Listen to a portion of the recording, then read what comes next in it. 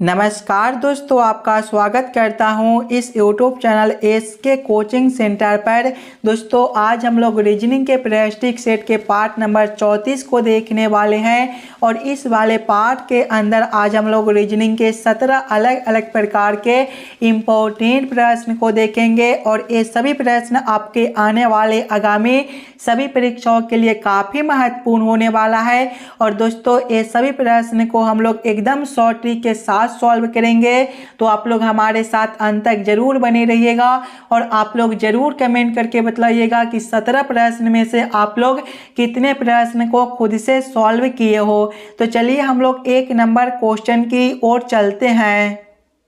दोस्तों ये रहा क्वेश्चन नंबर 1। क्वेश्चन नंबर 1 आपको कह रहा है उस विकल्प का चयन कीजिए जिसका तीसरे शब्द से वही संबंध है जो दूसरे शब्द का पहले शब्द से है।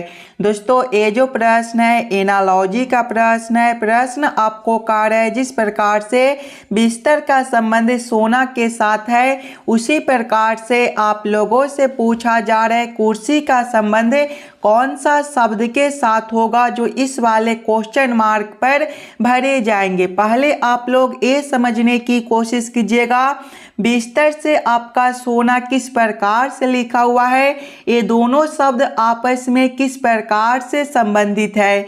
उसी प्रकार से आप लोग सोचिएगा कुर्सी से आपका कौन सा शब्द बनेगा जो इस वाले क्वेश्चन मार्क पर भरे जाएंगे। अगर आप लोग ध्यान से देखिएगा तो बिस्तर पर जो है वो हम लोग सोते हैं, उसी प्रकार से कुर्सी पर जो है वो हम लोग बैठते हैं, यानी कि इस वाले क्वेश्चन मार्क पर बैठना भरा जाएगा। बैठना ऑप्शन नंबर सी में दिया गया है जो कि आपका सही उत्तर बनता है। चलिए अगले प्रश्न की ओर हम लोग चलेंगे, क्वेश्चन नंबर 2 की ओर।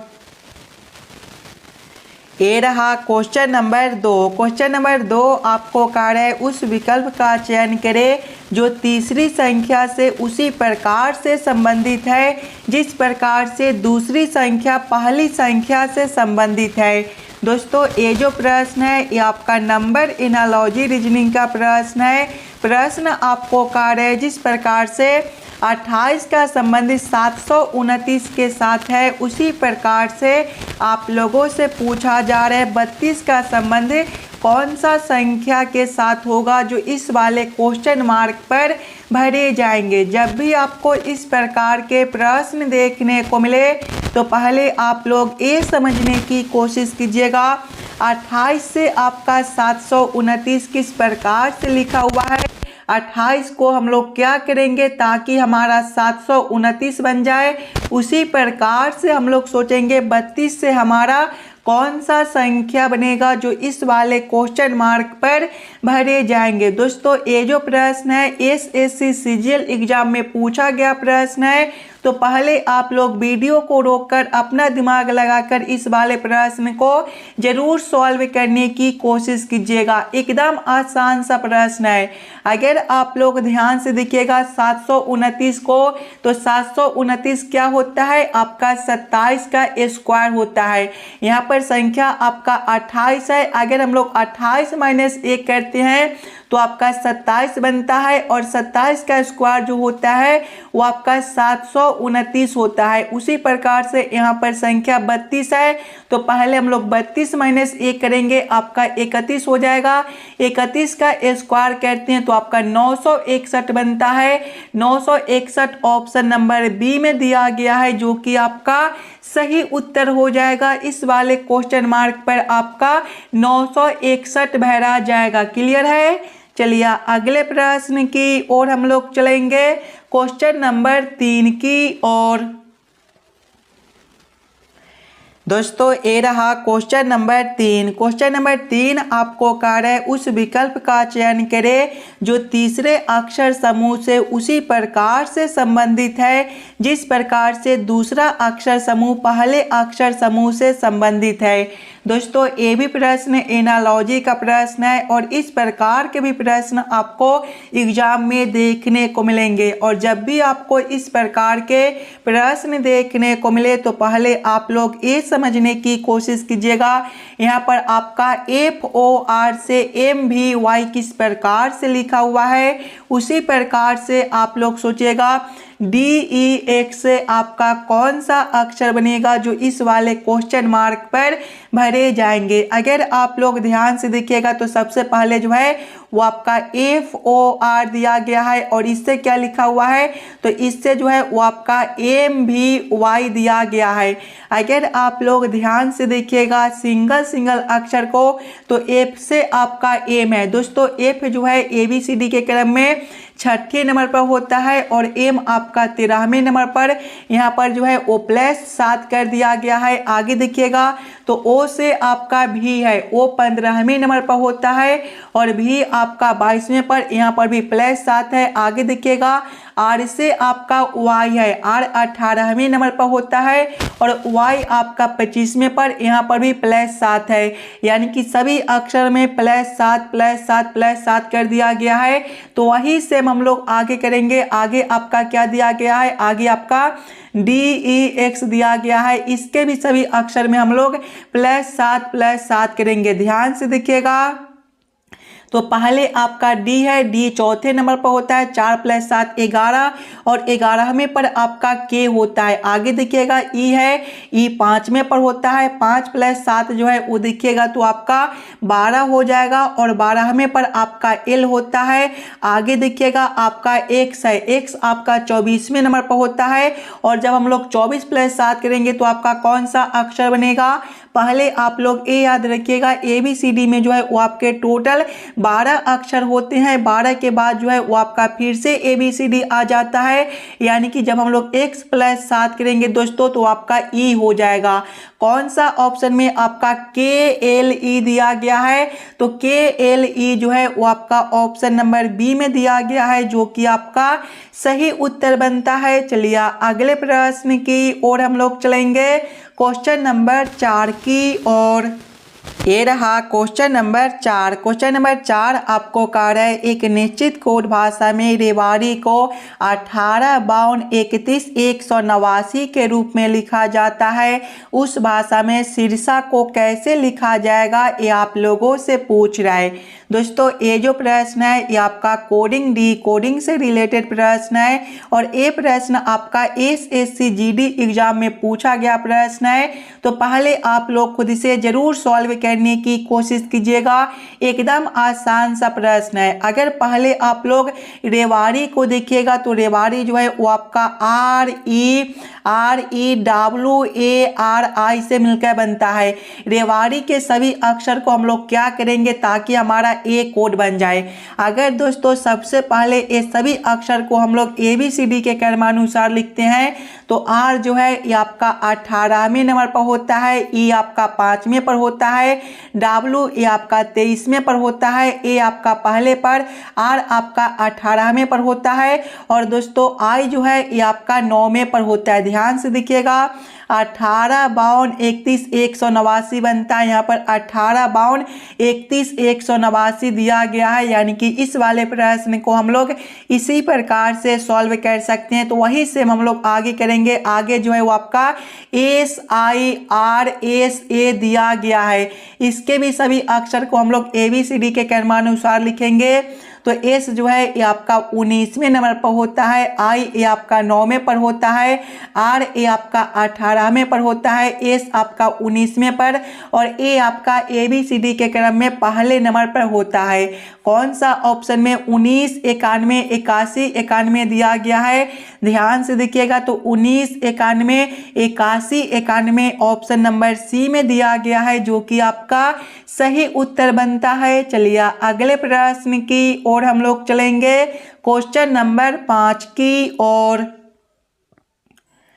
दोस्तों ये रहा क्वेश्चन नंबर 5। क्वेश्चन नंबर 5 आपको कह रहा है निम्न में से कौन सी संख्या दी गई श्रृंखला में प्रश्न चिन्ह के स्थान पर आएगी। दोस्तों ये जो प्रश्न है श्रृंखला सीरीज से रिलेटेड प्रश्न है। एक श्रृंखला सीरीज दिया गया है और यहाँ पर एक क्वेश्चन मार्क है। इस वाले क्वेश्चन मार्क पर आपका कौन सा संख्या भरा जाएगा ये आप लोगों से पूछ रहा है। एकदम आसान सा प्रश्न है। पहले आप लोग श्रृंखला सीरीज को ध्यान से देखिएगा। तो पहले आपका 8 दिया गया है, 8 के आगे देखिए आपका 18 दिया गया है, 18 के आगे आपका 32 दिया हुआ है, 32 के आगे आपका क्वेश्चन मार्क है, क्वेश्चन मार्क के आगे आपका 72 और 98 दिया गया है। अगर आप लोग ध्यान से देखिएगा इस वाले श्रृंखला को, तो ये जो श्रृंखला है ये आपका ऊपर की ओर बढ़ रहा है, यानी कि ऐसे श्रृंखला में पहले हम लोग अंतर को देखेंगे। तो 8 से आपका 18 है, यहाँ पर जो है वो आपका +10 का अंतर बनता है। आगे देखिएगा तो 18 से आपका 32 है, +14 का अंतर है और आगे आपका क्वेश्चन मार्क है। और क्वेश्चन मार्क के अगर आप लोग आगे देखिएगा तो 72 से आपका 98 है। अगर दोस्तों आप लोग यहाँ पर देखिएगा तो यहाँ पर जो है वो आपका 72 से 98 है, यानी कि यहाँ पर जो है वो आपका आगे +26 का अंतर बनता है। ध्यान से देखिएगा +10 का अंतर है और अगला +14 का है। इसमें जो है वो आपका +4 कर दिया गया है। उसी प्रकार से जब हम लोग 14 + 4 करेंगे तो अगला अंतर आपका +18 का बन जाएगा। 32 + 18 आपका कितना होता है तो 50 होता है, यानी कि इस वाले क्वेश्चन मार्क पर आपका 50 भरा जाएगा। और 50 से आगे देखिएगा तो आपका 72 है, यहाँ पर जो है वो आपका +22 का अंतर बनता है। देखिए 18 + 4 जो है वो आपका 22 बनता है। अगला अंतर 26 का है, 22 + 4 जो है वो आपका 26 भी होता है, यानी कि इस वाले क्वेश्चन मार्क पर दोस्तों आपका 50 भरा जाएगा। 50 आपका ऑप्शन नंबर बी में दिया गया है, जो कि आपका सही उत्तर हो जाएगा। चलिए अगले प्रश्न की ओर हम लोग चलेंगे, क्वेश्चन नंबर 6 की ओर। दोस्तों ये रहा क्वेश्चन नंबर 6। क्वेश्चन नंबर 6 आपको कार्य निम्नलिखित श्रृंखला में प्रश्न चिन्ह के स्थान पर कौन सा अक्षर आएगा। दोस्तों ये जो प्रश्न है ये आपका अक्षर श्रृंखला से रिलेटेड प्रश्न है और ये प्रश्न एसएससी सीजीएल एग्जाम में पूछा गया प्रश्न है। और इस प्रकार के प्रश्न आपको सभी एग्जाम में पूछे जाते हैं। तो पहले आप लोग वीडियो को रोककर खुद से जरूर सॉल्व करने की कोशिश कीजिएगा। पहले आप लोग इस वाले अक्षर श्रृंखला को ध्यान से देखिएगा और समझने की कोशिश कीजिएगा इस वाले क्वेश्चन मार्क पर आपका कौन सा अक्षर भरा जाएगा। अगर आप लोग अक्षर श्रृंखला को देखिएगा तो पहले आपका ए है। दोस्तों ए जो होता है ABCD के क्रम में पहले नंबर पर होता है, उसके बाद जी है ये आपका 7वें नंबर पर होता है, उसके बाद एल है ये 12वें नंबर पर होता है, उसके बाद आगे क्वेश्चन मार्क है, क्वेश्चन मार्क के आगे देखिएगा एस है ये आपका 19वें नंबर पर होता है, उसके बाद यू है ये आपका 21वें पर होता है, उसके बाद भी है ये 22वें पर होता है। अगर आप लोग ध्यान से देखिएगा तो 1 के आगे 7 है, यहाँ पर आपका +6 है, 7 के आगे 12 है, +5 है और आगे आपका क्वेश्चन मार्क है। क्वेश्चन मार्क के आगे देखिएगा तो 19 से आपका 21 है, +2 है, 21 से आपका 22 है, +1 है। ध्यान से देखिएगा +6 है, +5 है, 1 कमा दिया गया है, यानी कि 5 - 1 करेंगे तो अगला अंतर आपका +4 का बनेगा। 12 + 4 जो है वो आपका 16 होता है। 16 के आगे देखिएगा 19 है, यहाँ पर आपका +3 है। देखिएगा +6 +5 +4 +3 +2 +1, यानी कि इस वाले क्वेश्चन मार्क पर जो है वो आपके 16वें नंबर वाले अक्षर भरे जाएंगे। ABCD के क्रम में 16वें नंबर पर कौन सा अक्षर होता है तो ABCD के क्रम में 16वें नंबर पर P आता है। P आपका ऑप्शन नंबर ए में दिया गया है, जो कि आपका सही उत्तर हो जाएगा। चलिए अगले प्रश्न की ओर हम लोग चलेंगे, क्वेश्चन नंबर 7 की ओर। ये रहा क्वेश्चन नंबर 7। क्वेश्चन नंबर 7 आपको कार्य दिए गए पैटर्न का ध्यान पूर्वक अध्ययन कीजिए और उस संख्या का चयन कीजिए जो इसमें प्रश्नवाचक चिन्ह के स्थान पर आ सकती है। दोस्तों ये जो प्रश्न है ये आपका मिसिंग नंबर से रिलेटेड प्रश्न है। यहाँ पर आपका एक क्वेश्चन मार्क दिया गया है। इस वाले क्वेश्चन मार्क पर आपका कौन सा संख्या भरा जाएगा, ये आप लोगों से पूछ रहा है। सबसे पहले आप लोग क्वेश्चन के पैटर्न को ध्यान से देखिएगा और समझने की कोशिश कीजिएगा किस प्रकार का प्रश्न दिया गया है, इसे हम लोग कैसे जल्द से जल्द सॉल्व कर सकते हैं। दोस्तों, ऐसे प्रश्न को हम लोग दो तरीके से सॉल्व करने की कोशिश कर सकते हैं। या तो प्रश्न को हम लोग इस वाले लाइन से सॉल्व करने की कोशिश करेंगे या फिर प्रश्न को हम लोग इस वाले लाइन से सॉल्व करने की कोशिश करेंगे। अगर आप लोग ध्यान से देखिएगा इस वाले लाइन से, तो आपका बड़ा संख्या है 50 है, 53 है और इसी लाइन में आपका क्वेश्चन मार्क भी दिया गया है। यानी कि ऐसे प्रश्न को पहले हम लोग इस वाले लाइन से सॉल्व करने की कोशिश करेंगे। पहले हम लोग ये समझने की कोशिश करेंगे 7 और 12 से आपका 50 किस प्रकार से लिखा हुआ है, 10 और 11 से 53 किस प्रकार से लिखा हुआ है। उसी प्रकार से हम लोग सोचेंगे 12 और 15 से हमारा कौन सा संख्या बनेगा जो इस वाले क्वेश्चन मार्क पर भरे जाएंगे। पहले आप लोग अपना दिमाग लगाइएगा, 7 और 12 से हम लोग 50 किस प्रकार से ला सकते हैं। अगर दोस्तों आप लोग ध्यान से देखिएगा तो पहला संख्या 7 है। अगर हम लोग पहला संख्या गुना करते हैं 2, फिर हम लोग प्लस करते हैं दूसरा संख्या 12 है, तो दूसरा संख्या गुना करते हैं 3, तो आपका कितना हो जाएगा देखिएगा, 7 गुना 2 आपका 14, प्लस करेंगे 12 गुना 3 आपका 36 हो जाएगा। 14 प्लस 36 जो है वो आपका 50 बनता है। 50 आपका यहाँ पर दिया गया है। वही सेम हम लोग आगे करेंगे दूसरा संख्या। पहला संख्या आपका 10 है, तो हम लोग 10 गुना करेंगे 2, फिर हम लोग प्लस करेंगे दूसरा संख्या गुना 3, दूसरा संख्या 11 है, तो हम लोग 11 गुना करेंगे 3, आपका कितना हो जाएगा, 10 गुना 2 आपका 20 होता है, प्लस करेंगे 11 गुना 3 आपका 33 होता है। 20 प्लस 33 जो है वो आपका 53 बनेगा। देखिए 53 भी आपका यहाँ पर दिया गया है। यानी कि इस वाले प्रश्न को हम लोग इसी प्रकार से सॉल्व कर सकते हैं। तो वही सेम हम लोग आगे करेंगे। पहला संख्या 12 है, तो पहला संख्या गुना करेंगे 2, फिर हम लोग प्लस करेंगे। दूसरा संख्या आपका 15 है, तो दूसरा संख्या गुना करेंगे हम लोग, दूसरा संख्या गुना करेंगे हम लोग 3। देखिएगा कितना हो जाएगा, 12 गुना 2 आपका 24 हो जाएगा, प्लस करेंगे 15 गुना 3 आपका 45 होता है। 24 प्लस 45 जो है वो आपका 69 हो जाएगा। 69 आपका ऑप्शन नंबर डी में दिया गया है, जो कि आपका सही उत्तर बनता है। दोस्तों इस वाले क्वेश्चन मार्क पर आपके 69 भरे जाएंगे। दोस्तों इस वाले पार्ट में आपको जितने भी प्रश्न कराए जाएंगे वो सारे प्रश्न आपके आने वाले आगामी सभी परीक्षाओं के लिए काफ़ी इम्पोर्टेंट होने वाला है। अभी आपको सभी एग्जाम में इसी प्रकार के रीजनिंग के प्रश्न पूछे जाते हैं, तो सभी प्रश्न को पहले आप लोग खुद से ज़रूर सॉल्व करने की कोशिश कीजिएगा। चलिए अगले प्रश्न की ओर हम लोग चलेंगे, क्वेश्चन नंबर 8 की ओर। ये रहा क्वेश्चन नंबर 8। क्वेश्चन नंबर 8 आपको कह रहा है नीचे 4 शब्द दिए गए हैं, जिनमें से 3 किसी न किसी प्रकार संगत है और एक असंगत है। उस असंगत शब्द का चयन करें। मटर, गाजर, आलू और मूली में सबसे अलग शब्द कौन सा दिया गया है, ये आप लोगों से पूछ रहे हैं। दोस्तों ये जो प्रश्न है एकदम आसान सा प्रश्न है और SSC CHSL एग्जाम में पूछा गया प्रश्न है। अगर आप लोग ध्यान से देखिएगा तो गाजर, आलू और मूली जो है ये आपके मिट्टी के अंदर उगते हैं, जबकि मटर ये आपका मिट्टी के ऊपर उगता है। यानी कि सबसे अलग शब्द आपका मटर बनता है। तो क्वेश्चन नंबर 8 का आपका ऑप्शन नंबर ए जो है सही उत्तर हो जाएगा। ये सभी शब्द में असंगत शब्द आपका मटर दिया गया है। चलिए अगले प्रश्न की ओर हम लोग चलेंगे, क्वेश्चन नंबर 9 की ओर।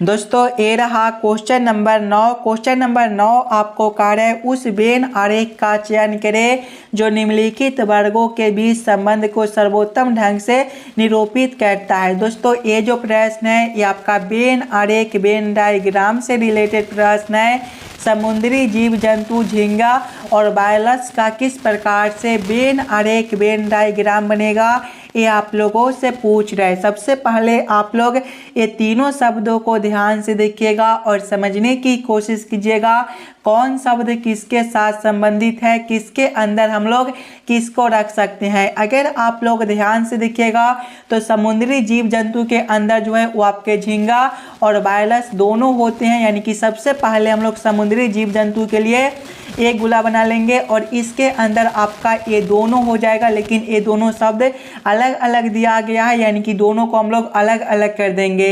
इस प्रकार का वेन आरेख Venn diagram option number D में दिया गया है, जो कि आपका सही उत्तर बनता है। चलिए अगले प्रश्न की ओर हम लोग चलेंगे, क्वेश्चन नंबर 10 की ओर। दोस्तों ये रहा क्वेश्चन नंबर 10 और ये जो प्रश्न है ये आपका कथन और निष्कर्ष से रिलेटेड प्रश्न है और इस प्रकार के भी प्रश्न आपको सभी एग्जाम में पूछे जाते हैं। तो पहले आप लोग वीडियो को रोककर खुद से ज़रूर सॉल्व करने की कोशिश कीजिएगा। जब भी आपको इस प्रकार के प्रश्न देखने को मिले तो पहले आप लोग सभी कथन को ध्यान से पढ़िएगा और उस सभी कथन को आप लोग वेन आरेख वेन डायग्राम पर सेट कर लीजिएगा, ताकि प्रश्न को सॉल्व करने और समझने में आपको आसानी हो। देखिए कथन एक आपको कार्य है सभी लाल कोयला है, सभी लाल क्या है, कोयला है। इसका वेन आरेख वेन डायग्राम किस प्रकार से बनेगा, सभी लाल जो है वो कोयला दिया गया है, यानी कि कोयला के अंदर जो है वो आपके लाल हो जाएंगे, यानी कि ये जो आरेख है ये आपका कोयला के लिए हो जाएगा और ये जो आरेख है ये आपका लाल के लिए हो जाएगा। आप लोग नाम भी लिख लीजिएगा, ये जो आरेख है ये आपका कोयला के लिए है तो आप लोग यहाँ पर कोयला भी लिख लीजिएगा, ताकि प्रश्न को सॉल्व करने और समझने में आपको कोई दिक्कत ना हो। ये जो आरेख है ये आपका लाल के लिए है तो आप लोग यहाँ पर लाल भी लिख लीजिएगा। आगे कथन को पढ़िएगा। कथन 2 आपको कह रहा है कुछ लाल हरे है, कुछ लाल क्या है, हरे है, यानी कि हरे के लिए जो आरेख बनेगा ये आपका कुछ इस प्रकार से हो जाएगा। ये जो आरेख है ये आपका हरे के लिए हो जाएगा। अब आप लोग इस वाले वेन आरेख वेन डायग्राम के आधार पर निष्कर्ष को सही या फिर गलत कीजिएगा। देखिए निष्कर्ष एक आपको कह रहा है सभी लाल हरे है। अगर आप लोग ध्यान से देखिएगा तो लाल के लिए आरेख आपका यहाँ पर है और हरे के लिए आरेख आपका यहाँ पर है। दोस्तों ये दोनों आरेख जो है ये आपके आपस में कुछ जुड़े हुए हैं, यानी कि कुछ लाल जो है वो आपके हरे हो सकते हैं, लेकिन सभी लाल आपके हरे नहीं होंगे। ये निष्कर्ष आपका गलत बनेगा। निष्कर्ष 2 को देखिएगा, कुछ कोयले हरे हैं। अगर आप लोग ध्यान से देखिएगा तो कोयले के लिए आरेख आपका यहाँ पर दिया गया है और हरे के लिए आरेख आपका यहाँ पर है। कोयले के अंदर ही आपका हरा दिया गया है, यानी कि कुछ कोयले जो है वो आपके हरे हो सकते हैं। ये निष्कर्ष आपका सही बनता है। केवल निष्कर्ष 2 आपका सही बनता है। कौन सा ऑप्शन में केवल निष्कर्ष 2 को सही किया गया है, तो ऑप्शन नंबर बी में देखिएगा केवल निष्कर्ष 2 सही है, यानी कि क्वेश्चन नंबर 10 का आपका ऑप्शन नंबर बी जो है सही उत्तर हो जाएंगे।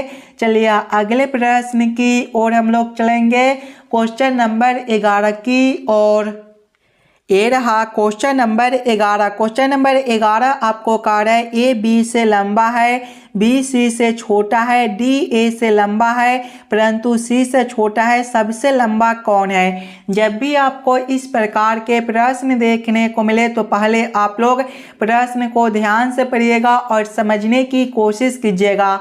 देखिए प्रश्न आपको कह रहा है ए बी से लंबा है, ए जो है वो बी से लंबा है। दोस्तों लंबे को हम लोग ऊपर रखते हैं, यानी कि बी से ऊपर हम लोग किसको रखेंगे, तो ए को रखेंगे। आगे प्रश्न को पढ़िएगा। आगे प्रश्न आपको कह रहा है बी सी से छोटा है और इससे आगे प्रश्न को पढ़िएगा तो डी ए से लंबा है, डी जो है वो ए से लंबा है, यानी कि ए से ऊपर हम लोग डी को रखेंगे। आगे प्रश्न को पढ़िएगा डी ए से लंबा है परंतु सी से छोटा है, सी से छोटा कौन है, तो डी है, यानी कि सी जो है वो डी से भी ऊपर है। और यहाँ पर देखिएगा तो बी सी से छोटा है। देखिए बी से नीचे जो है, सी से नीचे जो है वो आपका बी है, यानी कि बी जो है वो सी से छोटा दिया गया है। आगे प्रश्न को पढ़िएगा। आगे प्रश्न आप लोगों से पूछ रहा है सबसे लंबा कौन है, तो सबसे लंबा आपका सी बनता है। सी आपका ऑप्शन नंबर सी में दिया गया है, जो कि आपका सही उत्तर हो जाएगा। अगर आप लोगों से ये पूछ देता कि सबसे छोटा कौन है तो सबसे छोटा आपका बी हो जाता, लेकिन यहाँ पर लंबा पूछ रहे तो लंबा आपका सी है। क्वेश्चन नंबर 11 का आपका ऑप्शन नंबर सी सही उत्तर हो जाएगा। चलिए अगले प्रश्न की ओर हम लोग चलेंगे, क्वेश्चन नंबर 12 की ओर। दोस्तों ये रहा क्वेश्चन नंबर 12। क्वेश्चन नंबर 12 आपको कह रहा है किन दो अंकों को आपस में परस्पर बदलने पर समीकरण सही हो जाएगा। यहाँ पर एक समीकरण दिया गया है, ये समीकरण का मान 33 है।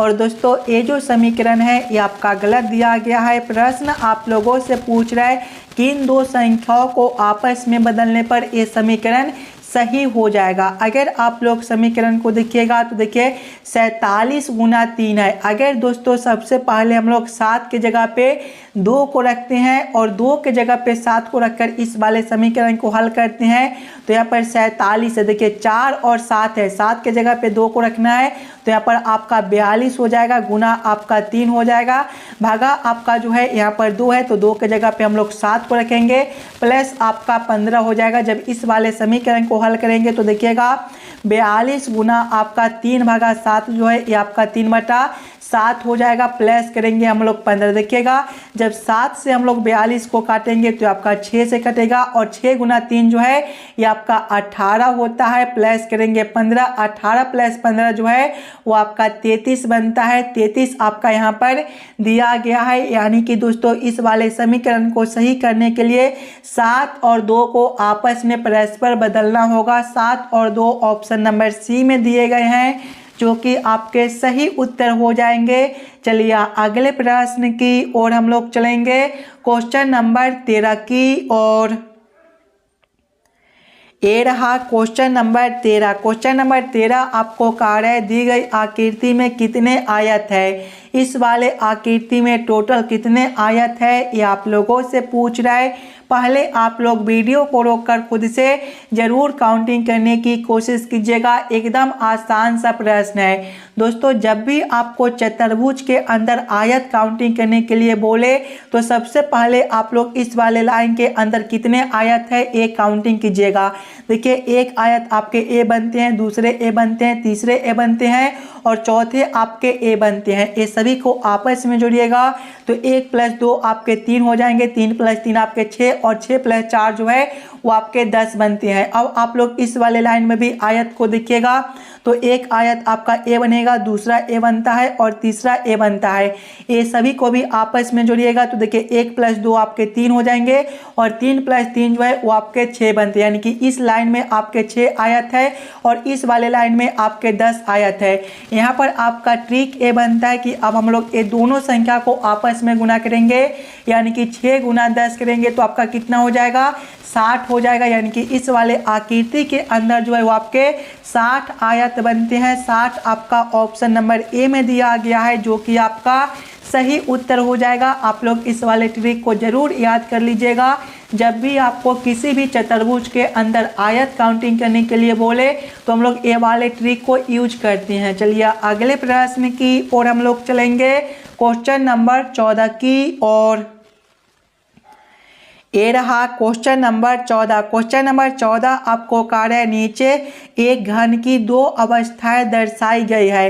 अक्षर बी के विपरीत फलक पर कौन सा अक्षर आएगा ये आप लोगों से पूछ रहा है। दोस्तों ये भी प्रश्न आपके लिए इम्पोर्टेंट प्रश्न है तो पहले आप लोग ये दोनों घन के स्थितियों को ध्यान से देखिएगा और समझने की कोशिश कीजिएगा। अगर आप लोग ध्यान से देखिएगा तो ये दोनों घन में जो है वो n आपका कॉमन दिया गया है और n आपका कॉमन है। अगर आप लोग ध्यान से देखिएगा अब n के बगल वाले अक्षर को इस वाले में याद रखिएगा। हम लोग अक्षर को जो है वो घड़ी के दिशा में देखते हैं, यानी कि इस वाले दिशा से अब देखेंगे n के बगल वाले अक्षर को तो आपका b और s दिया गया है। कौन सा अक्षर है b और s है। इस वाले में देखेंगे, इस वाले दिशा से देखेंगे तो n के बगल में जो है वो आपका q और t दिया गया है। और यहाँ पर ट्रिक आपका क्या बनता है कि जब भी दो पासे के एक अक्षर समान हो तो उसको जो है वो अब हम लोग घड़ी के दिशा में सभी अक्षर को लिख लेते हैं, और जो अक्षर जिसके सामने रहता है वो एक दूसरे के विपरीत रहता है। यानी कि यहाँ पर बी के विपरीत आपका क्यू हो जाएगा और एस के विपरीत आपका टी हो जाएगा। बी के विपरीत आप लोगों से पूछ रहे हैं तो आपका क्यू बनेगा। क्यू आपका ऑप्शन नंबर ए में दिया गया है, जो कि आपका सही उत्तर हो जाएगा। चलिए अगले प्रश्न की ओर हम लोग चलेंगे, क्वेश्चन नंबर 15 की ओर। ये रहा क्वेश्चन नंबर 15। क्वेश्चन नंबर 15 आपको कार्य निम्नलिखित शब्दों को तार्किक एवं समार्थ क्रम में व्यवस्थित कीजिए। कक्षा, परिवेश, परिणाम, परीक्षा और अंकन का किस प्रकार से सही क्रम बनेगा, ये आप लोगों से पूछ रहा है। और दोस्तों ये जो प्रश्न है SSC CGL एग्जाम में पूछा गया प्रश्न है। इस प्रकार के भी प्रश्न आपको सभी एग्जाम में पूछे जाते हैं, तो पहले आप लोग खुद से ज़रूर सॉल्व करने की कोशिश कीजिएगा। अगर आप लोग ध्यान से देखिएगा ये सभी शब्दों को, तो सबसे पहला शब्द जो है वो आपका परिवेश हो जाएगा, यानी कि 2 नंबर। परिवेश के बाद आपका कक्षा हो जाएगा, यानी कि 1 नंबर। कक्षा के बाद आपका परीक्षा हो जाएगा, यानी कि 4 नंबर। परीक्षा के बाद जो है वो आपका अनांकन हो जाएगा, यानी कि 5 नंबर। और अनांकन के बाद जो है वो आपका परिणाम हो जाएगा, यानी कि 3 नंबर। कौन सा ऑप्शन में आपका 2, 1, 4, 5, 3 दिया गया है, तो ऑप्शन नंबर डी में देखिएगा 2, 1, 4, 5, 3 दिया गया है। यानी कि ये सभी शब्दों का जो सही क्रम है वो आपका ऑप्शन नंबर डी में दिया गया है। तो क्वेश्चन नंबर 15 का आपका ऑप्शन नंबर डी जो है सही उत्तर हो जाएगा। चलिए अगले प्रश्न की ओर हम लोग चलेंगे, क्वेश्चन नंबर 16 की ओर। दोस्तों ये रहा क्वेश्चन नंबर 16। क्वेश्चन नंबर 16 आपको कार्य वृक्षों की एक पंक्ति में नींबू का वृक्ष दोनों छोर से तिराहा है। पंक्ति में कितने वृक्ष है? दोस्तों जब भी आपको इस प्रकार के प्रश्न देखने को मिले तो पहले आप लोग प्रश्न को ध्यान से पढ़िएगा और समझने की कोशिश कीजिएगा। देखिए प्रश्न आपको कार्य वृक्षों की एक पंक्ति में नींबू का वृक्ष जो है वो दोनों छोर से तिराहा है। यानी कि मान लीजिए कि नींबू का वृक्ष यहाँ पर 13वें नंबर पर है, तो इससे इधर जो है वो आपके 12 वृक्ष होंगे और इससे इधर भी आपके 12 वृक्ष हो जाएंगे। देखिएगा ये दोनों को आपस में जोड़ेंगे तो 12 + 12 आपके 24 हो जाएंगे, और एक वृक्ष जो है वो आपके नींबू के, यानी कि 24 + 1 करेंगे तो हमारा 25 बनेगा। यानी कि उस वाले पंक्ति में टोटल आपके 25 वृक्ष लगे हुए हैं। 25 ऑप्शन नंबर बी में दिया गया है, जो कि आपका सही उत्तर हो जाएगा। चलिए अगले प्रश्न की ओर हम लोग चलेंगे, क्वेश्चन नंबर 17 की ओर।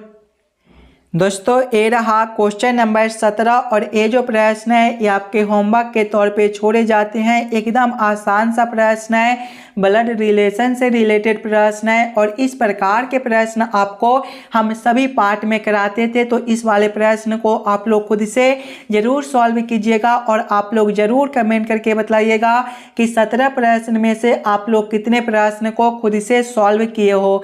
अगर आपको किसी भी प्रश्न में कहीं पर भी कोई दिक्कत हो तो हमें वो भी कमेंट कर दीजिएगा। और आप लोग इस वाले YouTube चैनल पर नए हो तो ज़रूर चैनल को सब्सक्राइब कर लीजिएगा और वीडियो को लाइक भी कर दीजिएगा। चलिए हम लोग मिलते हैं आपसे अगले वीडियो में। धन्यवाद।